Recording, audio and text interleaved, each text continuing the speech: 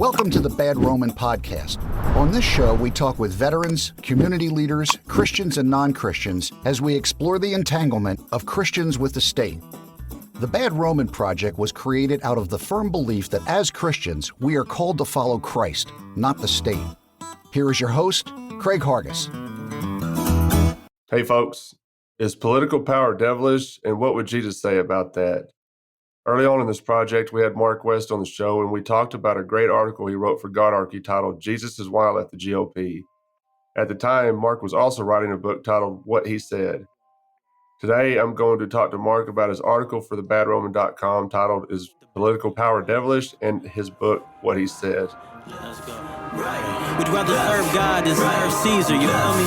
Right. I'm just trying to live what he said. I'm just trying to live what he said.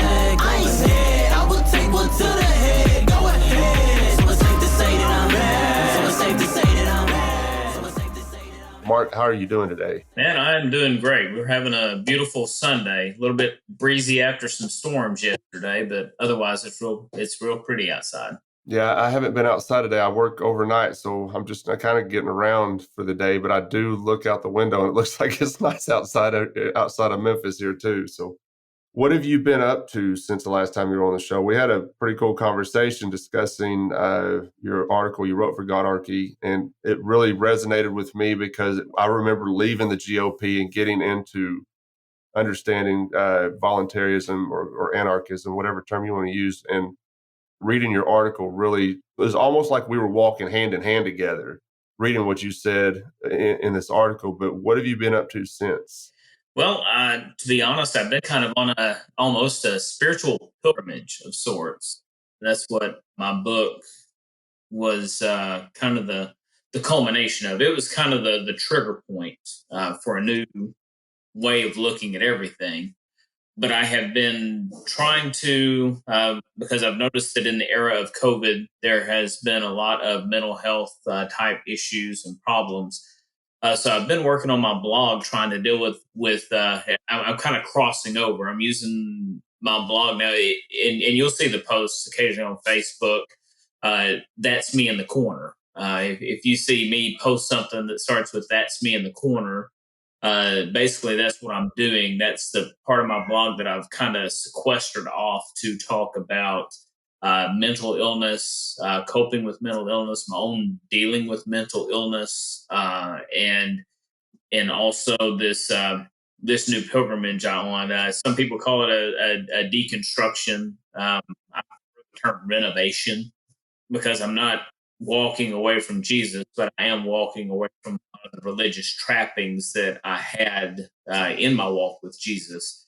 And that's what I've been doing. I've just been trying to help people let them know that there's somebody out there that's also dealt with mental illness that's not afraid to talk about it, so that they feel like they have an avenue. You know, they have a I guess a partner, not necessarily in crime, but just somebody that's sharing that experience, and somebody that doesn't want them to. I'm not ready for anybody to exit. You know, I want people to choose to stay here and stay with us. And that's what I've started using my blog as, is just kind of a beacon of hope, letting people know that, you know, there are others. You're not alone. This mental illness battle is part of the larger war, and you've got people that are veterans that are ready to fight beside you in it and help you fight through it. But that's what I've been doing with my blog, that and walking through my deconstruction / renovation, and just been focused on family life, just getting unplugged from everything that was pulling me away from my family, and just refocusing and recentering everything on my wife and my children, and just displaying this faith before them so that they've got a foundation to build from. I really appreciate what you're doing with that blog. I haven't had a chance to look at it, but I'm going to now because it really resonates with me and my family, because, you know, my brother passed away back in August, and it was 5 months after the COVID stuff started, and he dealt with mental issues, mental illness, and it basically the isolation and stuff was the end of him, you know. And he didn't commit suicide, but he did have enough time to be isolated and sit and drink himself to death. And it's something that I will always talk about, because I don't think it's talked about enough in this aspect with the COVID stuff, because we hear about the people that have died from COVID, and people that have lost jobs, but they're not talking about people with mental illness and how it's affecting them. I mean, we started seeing the suicide rate spike immediately when it started. And at the time, I remember sharing a post on Facebook about a guy that he committed suicide, but his mom shared this fact that they could not get in touch with him. He wouldn't let them come see him. It was the same way my brother was acting. And mom said, check on your brother. And I checked on him and he seemed fine. I didn't really understand at the time how much it was affecting him. I mean, he was terrified of COVID and got furloughed from work, and he would not go back to work when they offered him his job back because he was just scared to death. And it was just a recipe for disaster. Now, this is something that I think needs to be talked about more with the mental illness aspect, because we're not hearing it. Maybe I want to hear more of it because it's more personal to me now, which sucks, to be honest with you. I mean, it sucks that it's personal to me, but it is what it is. And I think we need more people talking about it because it's out there. It's a real thing that people are not discussing. Yeah, and that's kind of what I've transitioned to as I've left the political arena. As my article talks about, with political power being devilish, I just became convinced of that reality and decided to find something more, I guess you could say, divine to do with my life. My spark is found in finding people that are hurting and trying to find ways to let them know that someone's there with them. But that's the thing with my blog.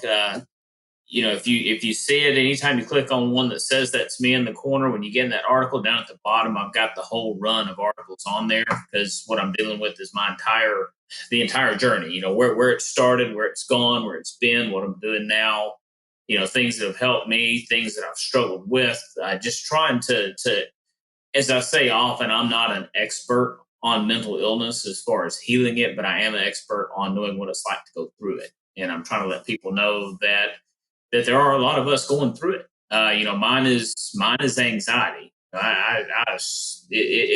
This last year has been just terrible for someone with anxiety. So I totally understand, your brother is or was, not wanting to go back because he was scared of COVID. Because my wife, she was in that spot too for a long time, just terrified, and she still, to some extent, it's still paralyzing for her to think about, going back and, re-engaging everything again. She's been working, but she actually left a job that she had at that time because she was working with the public, just because the anxiety in her and the fear of what could happen if she caught COVID, it was overwhelming. And so that's something we've dealt with personally as well. But like I said, that's what I've been doing since. I mean, I still touch on politics some, just where I see it intersecting my faith. But really, I'm more trying to, I guess you could say, I'm the dude at the gate. And when I see the politics coming in, I start throwing rocks, because I do see this devilish aspect to it, and trying to walk like Jesus walked. He was offered the reins of political power time and time again that we see in Scripture, and every time he walked away from it. He didn't go that path, and I think it's probably wise for us not to try to use that either. Right. You mentioned deconstruction, or would you call it renovation or renovate? Yeah, deconstruction, renovation. You find it. It's typically called deconstruction. I don't like the word deconstruction because I don't like the idea of just tearing the whole thing down, because that's not what I'm doing. I'm more deconstructing the bad parts of it and renovating them into something that's more in line with who I see Jesus as, if that makes sense. What I like about it is, and we hear Keith Giles talking about it all the time, and it's something that I've had to do myself, because I spent a lot of time in Southern Baptist churches, and I was just talking to somebody about it on Facebook today, I think. In Southern Baptist churches, they've considered themselves a New Testament church, the only New Testament church, and if you weren't baptized by a Southern Baptist church, you had to be baptized again. I've been baptized a couple of times because apparently the first one didn't take according to the Southern Baptist. But, back in the day, I believed all that. And I've just really made my understanding of the Bible very simple, because when you get into theology debates, it goes over my head. I'm not interested. I don't understand why we have to have them. I understand it may be interesting to folks, but I don't remember Jesus in my readings of what he was doing. He didn't walk around debating people in theology, really. He just told us to love your neighbor, love your enemy, take care of the needy. I mean, it's all very simple, and I think we have a tendency to make it convoluted, and it's not necessary. And I think that pushes a lot of people away from wanting to learn more about Jesus. And I actually like the fact that I've been able to tear down some of that stuff, because I was very adamant about things that I believed back then, and that wasn't being received by non-believers. They didn't want to hear it. You're not reaching people by telling them that they're going to burn in hell if they don't believe a certain way. I can't get on board with that anymore, because I don't remember that being a thing with Jesus. He just said, love your neighbor. And that's what I always fall back on, love your neighbor. And that's what I love the title of your book so much, what he said, because what did Jesus say?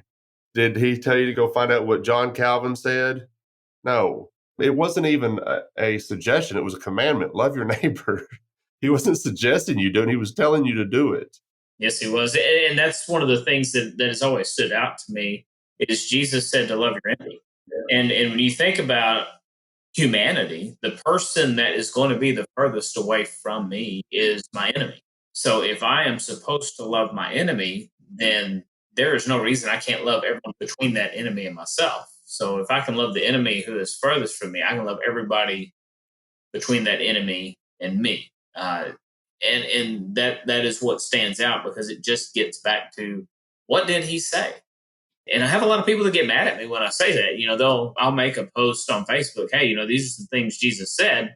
What are we doing? And people get so upset, and I'm like, this is where my deconstruction is. And one of your guests on your podcast, Keith Giles, he's somebody who does a lot of deconstruction type stuff online, helping people with this concept. But my deconstruction, basically, I was like, well, if I'm going to say that Jesus is my king, then I'm going to start from the basis that what he said is really the most important thing. It's called the red letter Christian heretic, I guess. But I'm one of those, I really start with what Jesus said. And I move from what he said to examine everything else in scripture, because if something else that I find in the Bible, or some way somebody's teaching the Bible, doesn't line up with what I see Jesus saying or what I saw him doing, I'm like, well, maybe that teaching is wrong. We need to get back to the basics. It's my radical approach is getting back to just what he said. I just want to start there, because I have enough trouble myself just doing what he said, which keeps me from getting into all the big theological debates myself. Soteriology, or whatever other fancy word, they throw out there. I just know that he said that those who love him will keep his commands. They'll hear his voice. They will abide in him. That's all real simple. Not that it's simple to do, but it's simple to understand. It's simple to comprehend. Okay, if I love him, then I'm going to try to abide in him. I'm going to try to connect to him. I'm going to try to understand him. So it kind of peels away the layers of everything else and just really boils Christianity down to just, what he said. So that's kind of where I'm at in that journey. Just, there are a lot of doctrines and trappings that I had in my faith that I'm in the process of deconstructing. And the ones that I find to really be bad, I'm just going to leave them behind altogether. And the ones that are misshapen, I hope to renovate into something better so that my life more fully honors him. That is also where it bleeds over into the political realm. And I guess this is something I deal with a lot. I don't know if you do, because you're a Christian anarchist as well. Is, I tell people I'm a Christian anarchist, and their first response is, well, then you don't want there to be any government. And what would you have done about Nazi Germany? Or what would you have done about slavery? Or what would you have done about this? I'm like, well, number one, let's start out. All those things were made possible because there was a government to begin with that assumed authority that it didn't have. But secondly, when I say I'm a Christian anarchist, I am going to recuse myself from using the force of government to make you do anything. I'm going to simply live my life. I'm going to do my best to obey what Jesus said. And I'm not going to engage the government in trying to get them to do something to you, or force you to do something, or force you into compliance with some view of mine. That's what Christian anarchy means to me. Now, I know that you're, that other people are their fully pleased with the concept of getting the government to do what they want the government to do, but they really struggle with understanding that I'm not trying to do that anymore. That's not who I am anymore. And, again, that's what, the article I contributed to your site and my blog really deals with, is my getting away from that and becoming this new person, this new creation, and just following Jesus' words. Well, and that's basically what Christian anarchism is. I mean, that's one thing I dealt with when I started understanding anarchy, and it drove me crazy with anarchists because they were like, no masters, no rulers. And I would always tell them, I said, listen, you have to understand something. I understand what you're saying, but I'm a Christian first, far before I'm an anarchist. I'm only an anarchist because I'm a Christian.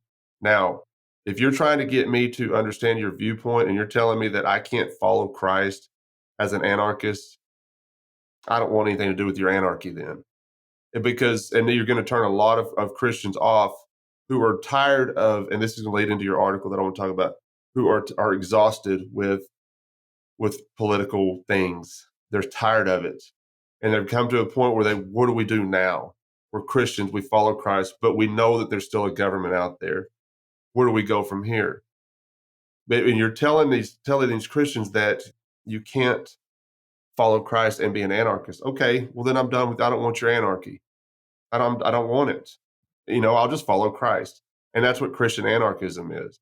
A lot of people like to say Christian voluntarism, which I understand using the term voluntarism is going to be more easy on the ears to a Christian that is not familiar with it than saying Christian anarchy. And I think it just depends on the conversation, but anarchy tends to trigger a conversation a lot quicker than voluntarism will. But voluntarism actually it's all the same.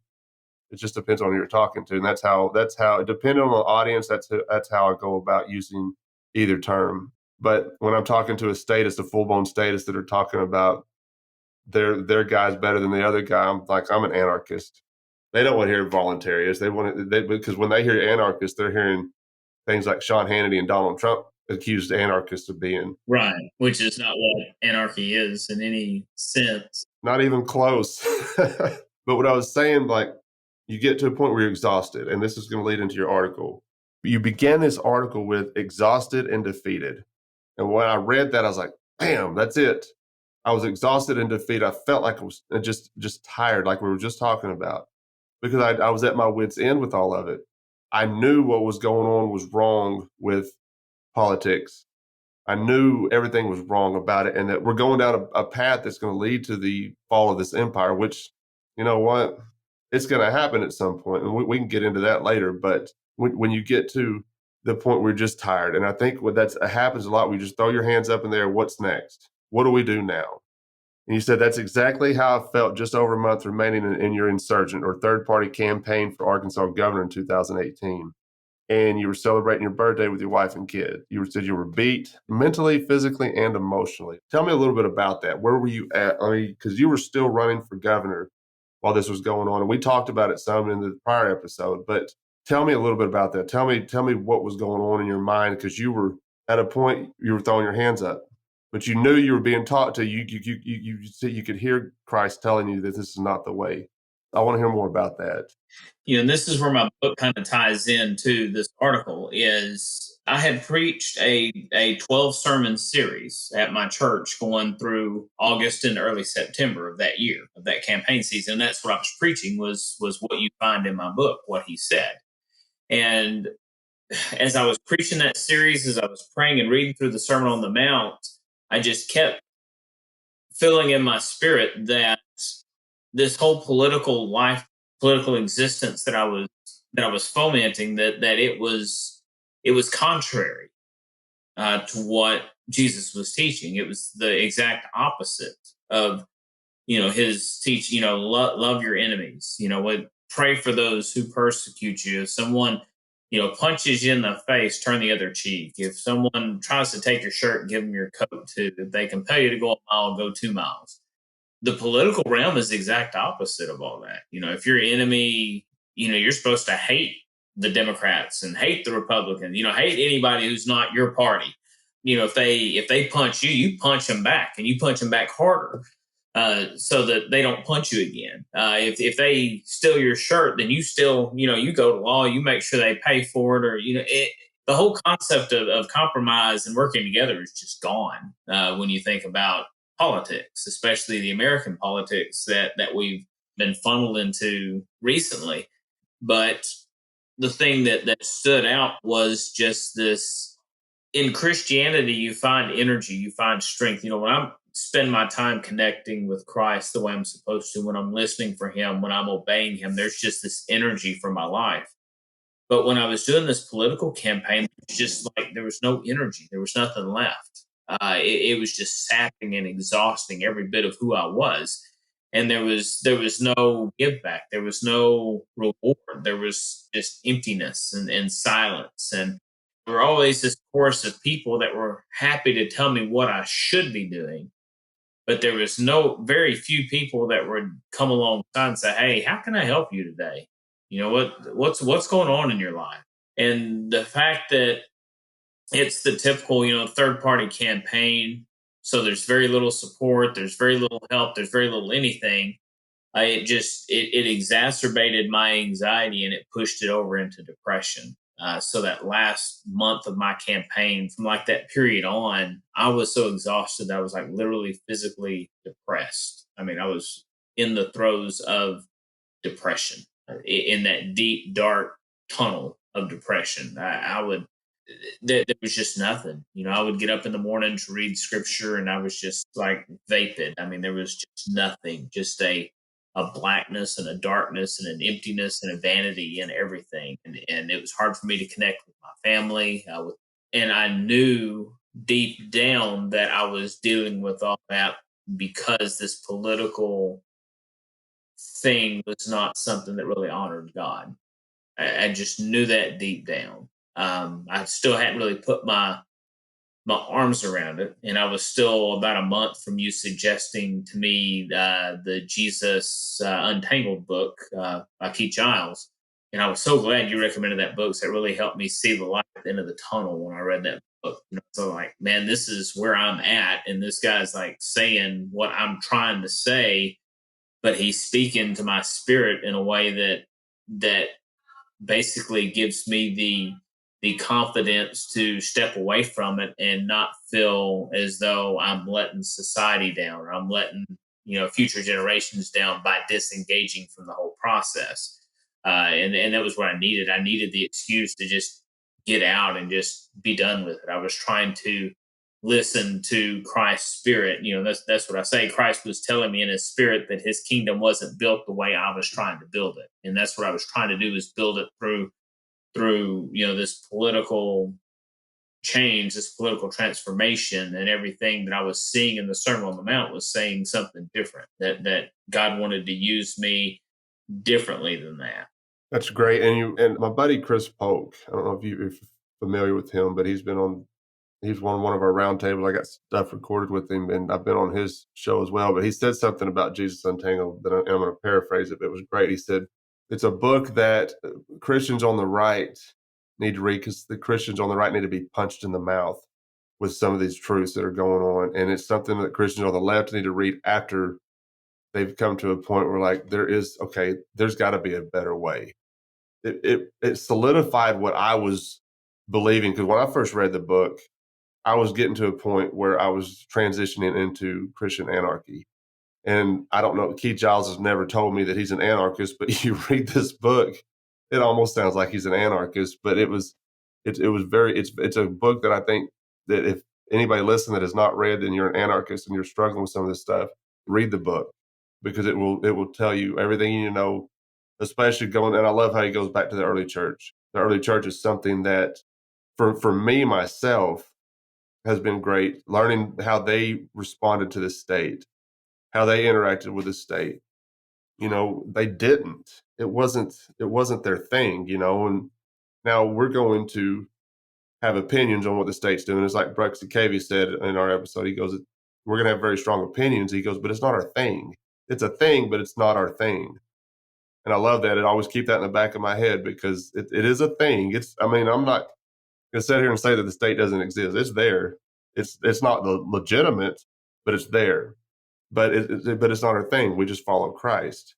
And in your article, you said one thing that stands out in Scripture is that Jesus doesn't really say a lot about politics. Yet the few things he does say should serve to at least caution Christians. I'm not going to deal with all of them here. No, I'm going to limit myself to just one. And you said Jesus was fasting for 40 days and nights and in the wilderness near Jerusalem. It seems that Satan tempted Christ toward the end of the fast, which should theoretically be his weakest point. I think that this text amplifies how Christ viewed the political order. And when you look at the temptation of Christ, so this is, and I said this the other day, and I say it all the time because I get this question quite a bit. What is your favorite scripture to go to discuss Christian anarchy? If you're trying to get a Christian to understand what Christian anarchism is, what is your go-to? And I always start with the temptation of Christ. When Satan tempted him, he said, I'll give you authority, all this. So that means that Satan is behind these kingdoms. That should tell a Christian all they need to know about these kingdoms. And that does include the United States government. I know that's a hard pill for Christians to swallow sometimes, but that does include the United States government. If Jesus understood who was behind these governments and he rejected that authority, we are to follow God, worship him only. And if you look at the Christian right, and I always pick on the Christian right because that's where I came from, but there's a sense of worship with these folks that I was completely ignorant of before my eyes started opening to things with Donald Trump. And I saw it with Obama. I thought, they're worshiping this guy like he's the next coming of Christ. But man, Trump supporters took that to a different level, in my opinion. And I was like, wow, there's something bad wrong here. Yeah, terribly wrong. And if we want to understand Christian anarchism, the best start point is the temptation. And this is where I think we get confused a lot by this concept of the kingdoms of this world become the kingdoms of our God. So we think, well, it's our dominion mandate to go out and conquer these kingdoms for God, to conquer them and use them for doing God's work and doing God's will. But then everybody seems to forget Daniel's prophecy. Daniel prophesied of this statue, that had the gold head and it had the silver arms and the bronze waist, the iron legs, and then the feet that were a mix of clay and iron. And this here is a picture of all the kingdoms that, had existed up until Christ was going to come. Christ was this rock that was cut out of the mountain without hands. And what we find in that text is that the rock without hands begins smashing the statue.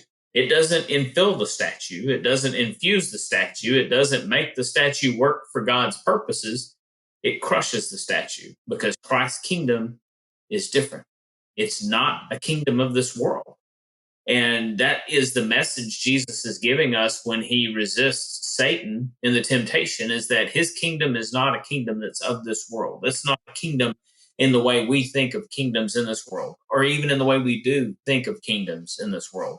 Which is why I think we need to understand that, yes, those kingdoms are going to exist. They're going to have this violence-based authority. And that's the one thing that a lot of Christians don't seem to accurately and adequately comprehend, that the political systems, the political kingdoms of our world, they have a violence-based authority. Christ's kingdom is not a violence-based authority kingdom. It is a kingdom that is based on the actual exact polar opposite of that. As Paul wrote in Philippians 2, let this mind be in you that was in Jesus Christ. He made himself the form of a servant. He emptied himself of all his divinity. He became the lowest of low in order to what? To obey God. And what did obeying God mean for Jesus? It meant that he was going to die on a cross, but that he was also going to be raised from the dead and that every knee would bow before him. So his kingdom is different. And Christians on the right and left both get caught up in this, is they want to try to take the kingdoms of this world and they try to mask them with Christianese. And they think if they get the Christianese, the right Christianese mask on the kingdom, that they can make the kingdom do what they want it to do. And you just can't do that. That's not the way this kingdom is going to work. And what we saw in the Trump era is how basically the kingdom became like a, and I had never listened to it this way, but I had a guy talk to me a couple of days ago. He's like, the whole concept of Donald Trump being God's anointed, or any president being God's anointed. He said, man, do you not realize how dangerous that kind of language is? I'm thinking, to back in the old days where the kings had the divine authority to do whatever in the world they wanted to. He said, no man deserves that authority. And I was like, I hadn't ever really looked at the whole concept of the divine right of kings and applied it to that language. But really, that's what's being said. When they say, Joe Biden is God's anointed or President Trump was God's anointed, they're basically saying, we think these guys have divine right to tell everybody what to do and to use violence to impose whatever we think is best on everyone, because the whole system is a violence-based system. That's not what Jesus' kingdom is. That's why so often in his ministry, there were so many times that people were, there was one time where they had him, cornered on a ledge and like, hey, let's make him a king. We're ready. Let's make Jesus king by force. And he's like, no, I'm not doing that. And then they were ready to throw him off the cliff because he wouldn't let them take him and make him king by force. So, he shows us the example that his kingdom is something different. And I believe that's what the Sermon on the Mount describes to us, is what his kingdom is supposed to look like. And there's no way you can take what's in the Sermon on the Mount and make it a system of government in any way, shape, or form. You just can't. It's not possible. As Paul wrote, love, joy, peace, patience, kindness, goodness, gentleness, self-control. Against such there is no law. There is no way to make a physical violence-based authority kingdom system out of Christianity. But unfortunately, there's so many Christians that believe you should. And that's what folks like you and I are up against. Hey folks, Craig here, and I'd like to let y'all know we are always looking for writers to contribute to our blog. I don't care if you have any experience or not. 2 or 3 of our contributors had no prior experience writing, and it turns out they have a real knack for it. Our project coordinator helps them put the articles together, and she publishes them on our website and Facebook page, and you will also have the option to come on the show and go more in depth about your article. So if you like what we're doing at The Bad Roman and would like to try your hand at writing, then send us an email at thebadromanpodcast@gmail.com. We're having a blast with this project, and we would love for you to join us in helping promote it. Now back to the show. All right, let's talk about your book a little bit, because I think this is a lead into it. And I like when you bring up the Sermon on the Mount, because I always go back to that as well, because just like you said, if you read the Sermon on the Mount, it's completely contrary to what we see in today's kingdoms, or the worldly kingdoms. And they're not just today's kingdoms, but all the kingdoms that have ever existed in this world. What made you want to write this book? I really felt that what I had received preaching through that sermon series on the Sermon on the Mount was a message that Christians in our country really needed to hear. The subtitle is Living the Sermon on the Mount, Transforming American Culture. Because what we hear so often in Christians as well, if we get this right politician, or if we get the right policy in place, or we get the right program going, then we can transform America. Make America great again, or make America Christian again. There's all the sloganism. So Christianity has been reduced to is sloganism. Who can have the better slogan, or who can have the better hashtag? And what I really want to do with this book is say, hey, let's quit all the slogans and all the hashtags. Jesus said plenty that is good enough. And we don't really do what he said anyway. Meekness, humility, being a peacemaker, controlling your thought life, surrendering your thought life to God, surrendering your do-goodedness to God, surrendering all of your religious, your sacraments, surrendering all those things to God. He's calling for a whole life transformation. He's calling for an entirely different way of living. Like the chapter that I always struggle with, and that was why I was kind of glad that you mentioned that, beforehand, chapter 8, that was the hardest chapter for me to write because I have anxiety. There's not a thing you can come up with that I can't find some way to worry about it. Just doing the podcast today, I was worried about how I would sound and what I would say coming on a podcast. So that chapter has always been very, his words there about how we should deal with earthly possessions, how important living for his kingdom is versus all the other stuff we try to do, all the vestiges of our faith that we do for people to see. And that was why I wrote this book. I was really, and I wrote about this in the introduction of the book.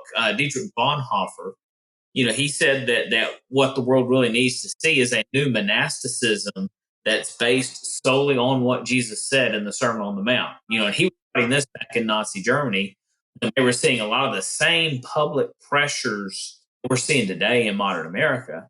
He was seeing them, and he was preaching, a vibrant group of underground churches, because the mainstream church had ostracized him, because the mainstream church they were in line with Hitler, the Make Germany Great program, we've got to protect Christianity in Germany from the Jews and all the other, immigrant people that are coming to Germany to destroy our Christian heritage. We've got to protect our heritage. And there's so much of what was going on then that's going on now. And I was like, man, Bonhoeffer was writing about the Sermon on the Mount then.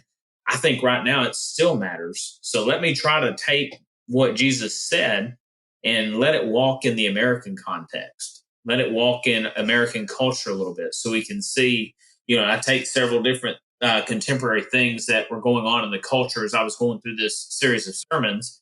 And I talk about them in the book, and I flesh them out. And that's really what the book is designed to be. It's just a call back to the American Christian to say, hey, let's get rid of all this stuff. And let's just get back to the basics of what Jesus said.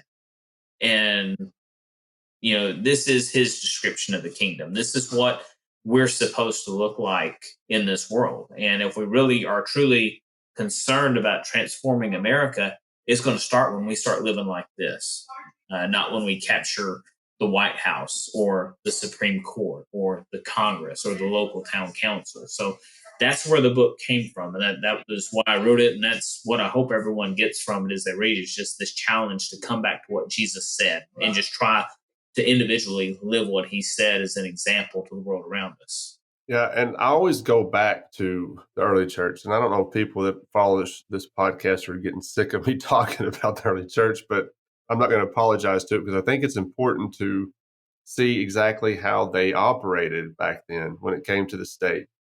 And they did not seek power or authority through the state. They worked on the fringes of society. They worked with the folks that needed help. The state says a lot of things about helping people with welfare, and that's not what they're doing. The early church actually did that, and we need to get back to that as Christians. And I stress this all the time. If you can't find somebody that's in need in your general area, find an organization that does work with these folks and help them. If you want to volunteer with them, or if you just want to donate some money to them, that's how you can help these folks. Even if you can't do it physically yourself, you can help them in ways monetarily, because these folks are needing to eat. These folks are needing their lights on. These folks are needing running water. And this is how you can help them. And that's what Christians, we're called to do by Christ. Christ tells us to do that. It was not a suggestion. He didn't say, if you feel like it. No, he told us to do it. And we have to get back to that as Christians, as the church. And it's very important to me to get that out to folks. People look at you like you're crazy sometimes, and that's okay. People look at me out of the corner of their eye all the time. I'm used to it. If I go a day without somebody looking at me out of the corner of their eye, I think that something's wrong, like I'm not doing what I'm supposed to be doing. But you mentioned chapter 8 in your book. I love the book, but chapter 8 really is something that I want to talk about, because you mentioned a series of don'ts. You said, don't collect earthly treasures. Don't worry about your life. Don't worry about today, and don't worry about tomorrow. And Jesus told us, what are you worried about? Why are you worrying? Okay, we're going to worry. I mean, it's just a human nature. But I think when we're worried about these certain things, like how's my 401k doing? How's my IRA doing? Or what if I'm not here tomorrow? Or what's going to happen to me today? If you're worried about this stuff, it really distracts you from advancing the kingdom of Christ. And I think it's a tool of Satan. Worry is a tool of Satan to keep us distracted from doing what Jesus commanded us to do, like love your neighbor. If you're worried about what Mark West is doing today, are you concerned about your fellow man? But let's go down these 4. Don't collect earthly treasures. In your book, you mentioned in Matthew 6:19, said, don't collect for yourselves treasures on earth, where moth and rust destroy, and where thieves break in and steal. Break that down. Yeah, it's again getting back to the basics. Jesus here is in this, this comparison.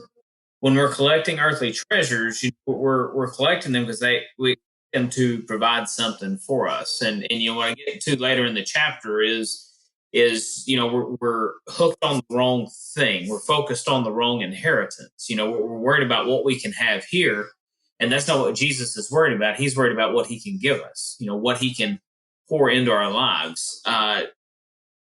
We get through all the don'ts, and at the end of it we see Jesus says, seek first the kingdom of heaven and his righteousness. And that's where we have the comparison here. Jesus said, hey, don't collect treasures on earth. What are these treasures going to do? They are just going to sit here. All the stuff we have is going to sit here. It's going to collect dust. It's going to go bad. Your car is going to eventually go bad. Your computer's going to go, everything you have, all this stuff you have, even your clothes are going to get holes in them. You'll see mine is, the little logos starting to, fade over here, starting to come off. Everything we have here falls apart. There's nothing we get here that lasts. But in Christ, we can find things that last forever. As he says, where your treasure is, there your heart will be. He is saying, hey, instead, why don't you store up stuff for heaven? Well, what are things that we store up for heaven? I can't buy a fancy shirt, shoot it up there. That's not what he's calling us to. He's, this is where he's comparing. He's saying, look, you're collecting all these things that don't matter. How much time, and this was what really struck me as I thought about it was, how much time do we spend working to pay for the stuff? It's not going to be here later. And that's where I was going with that is, the American culture, the American way is, you work hard so that you can have stuff. That's the American dream. You work so you can have stuff. But I think, again, we've got the wrong dream. The true treasures we want is to have the fruits of the Spirit in our life. That's where our true focus needs to be so that we can share this kingdom with others, so that when we get into that eternal state, there are people that are in that eternal state and are blessed there because we were in their lives here. That's the true treasure is people, not all the stuff. And that's, I do eventually bring in that a person can't have two masters. Jesus says no one can be a slave to two masters, and he says you can't serve God and most of our texts say money, but the actual word in the Greek is mammon, which was this god, and this god was the provider of material wealth and blessing. So Jesus is basically, look, he said you can have God who's not of this world, or you can have mammon in this kingdom of this world and all this material pleasure and blessing and all that stuff. And what do we serve? What do we commit most of our time and effort to? Building a kingdom here or building his kingdom? And that's what I was trying to get to with the don't worry about, don't worry about your stuff. Don't collect these earthly treasures. Well, you mentioned your shirt. I have to say, some of my favorite shirts have holes in them, and they're just very comfortable to me. And my brother told me something. He goes, sometimes you just have to let go. Like I have a shirt that I will not let go of, and it's I love wearing it around the house because it's raggedy, but it's comfortable. He goes, sometimes you just got to let go because eventually that shirt's going to completely fall apart, and you're not going to be wearing anything, and nobody wants to see that. Yeah, nobody. Let's go to the next. Don't worry about your life, and you touched on it some just now, but in the script you said, "This is why I tell you." In Matthew 6:25, don't worry about your life, what you will eat or what you will drink, or about your body and what you will wear. This is important too, because, and I have Jessica Green on, we talked about being prepared for being able to feed our neighbor. Like when the next virus hits or the next snowstorm rolls through, make sure you have enough food to last you a little while. And I think when he's saying it, and correct me if I'm wrong, but to me it seems like we don't worry about your life because there's going to be somebody, or worry about what you're going to eat or what you're going to drink, because there's going to be somebody that can feed you and give you water. I mean, Jesus isn't physically coming down and feeding us and giving us water, but there's going to be, that's where the Christian comes in. If we're working together, we should be able to take care of each other and provide these things for each other. Yeah, and he's calling us away from this mindset also of, we like to make sure that we're provided for. And it was it's crazy the time. And, as I was working on it, as I wrote this part, it was before, we had like the pandemic in full force, and all the people in jobs, and we get into the snowstorms this winter, where you really had situations where people were going, without food and water. But our tendency is to make sure we're taken care of. And what God is trying to call us away from is this tendency to put ourselves first and say, hey, always remember others. We get caught up in making sure that everything we have is within our reach, everything we want is there. If we work hard enough, we can always, make enough for us. And God's saying, quit worrying about making enough for you. I'm going to make sure that you have you as long as you're doing my stuff. As long as you're living for my kingdom, I'm going to make sure you're taken care of. The one verse, and I mentioned it there in the chapter, the verse 27, can any of you add a single cubit to his height by worrying? And I've never been able to worry myself any taller. And that's what anxiety does, man. For me, anxiety gets me thinking, like when we had the snowstorm and we were stuck here, it's like, man, what happens if I lose power? What happens if if we don't have enough food? What happens if we don't have good water? And just my mind was just running through that entire list. I was totally failing, in this context. And it's because the mental illness was part of that failure. It fed into that failure. It attacks my faith. And that's one thing that people don't understand with mental illness is it is irrational. Mental illness is irrational. It takes away your ability to rationally, logically break down a situation or a circumstance and see the tomorrow coming. And that's what Jesus is saying here. He's like, look, the wildflowers in the field are dressed beautifully. How much time do they spend worrying about what they're going to look like? How much time do the birds spend worrying about where they're going to find food? And yet those are things we worry about all the time in our culture. Now, mind you, until COVID came around, most Americans weren't really worried about where their food was going to come from, where they were going to get the next roll of toilet paper. But that created a sense of want in America that we hadn't seen in a long time. And what did we see happen? We had people going to grocery stores and not leaving enough for somebody else.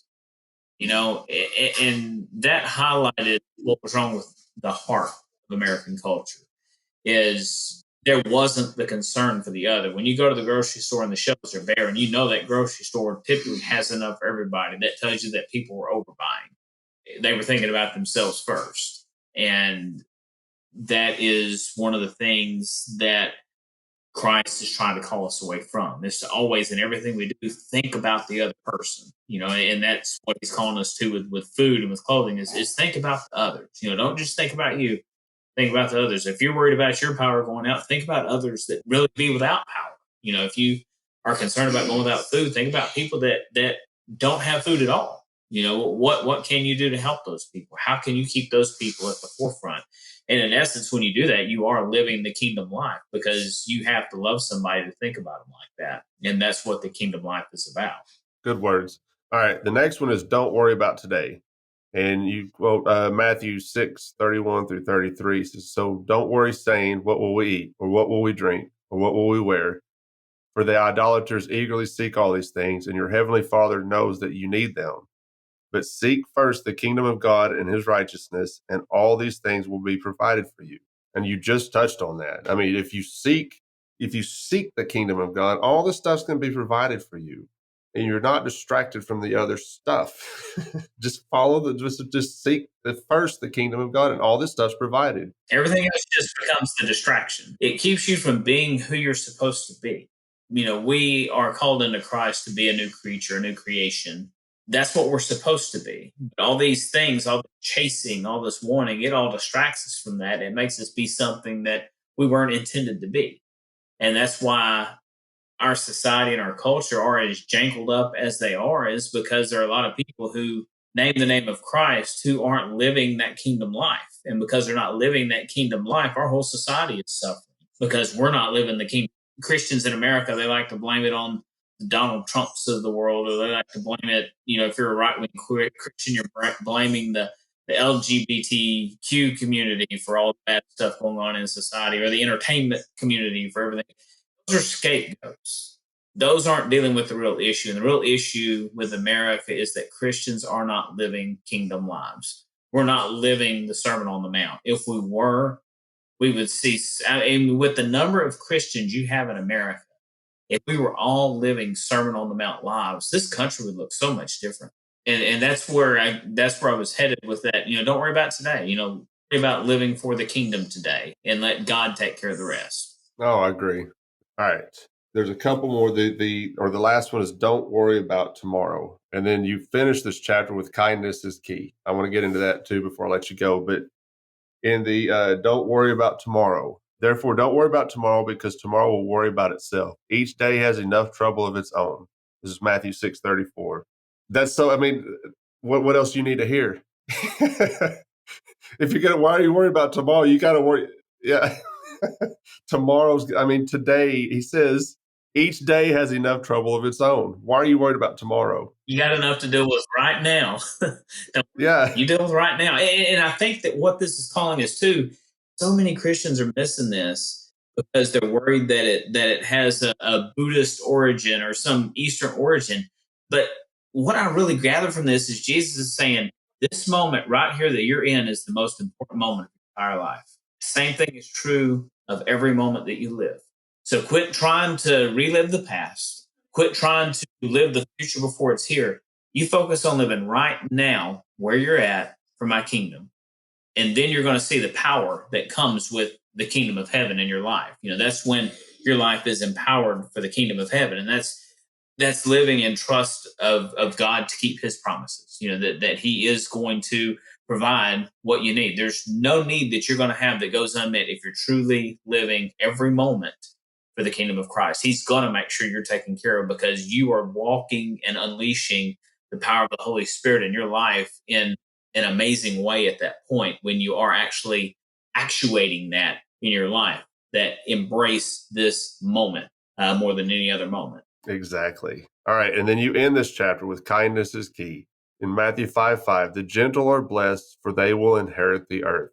That's perfect. Yeah, and I'm not wearing my Be Kind hat. I have a couple of hats I wear. This is my Christian-Anarchy hat that's real smooth looking, but I've also got one that's just black and it just has two words. It just says Be Kind because I wear it to remind myself that, Jesus made it very clear that, the gentle are the ones that are going to inherit the earth. Everyone's like, oh, the gentle are going to have all the possessions. They're going to have all the. No, that's not what he's saying. This whole concept of inheriting the earth is something totally different than everybody. When everything is said and done, you're going to remember the people that have been kind in your life. When you're in a moment of need or when you have that personal tragedy, you're going to remember the people that were kind, that had been kind to you in that tragic circumstance, or the people that have been kind to you. If you're on the side of the road and somebody stops just to make sure you're okay, you'll remember that little bitty piece of kindness more than you'll remember so many other things. Part of my upbringing was this idea that, well, I'll if I hurt your feelings, I'll just buy you something to make it better. And that's the way we think in America is, man, more stuff makes us feel better. More money, more accolades, more accomplishment, more achievement. We're living for all this more. And what Jesus is calling us to is just to be kind.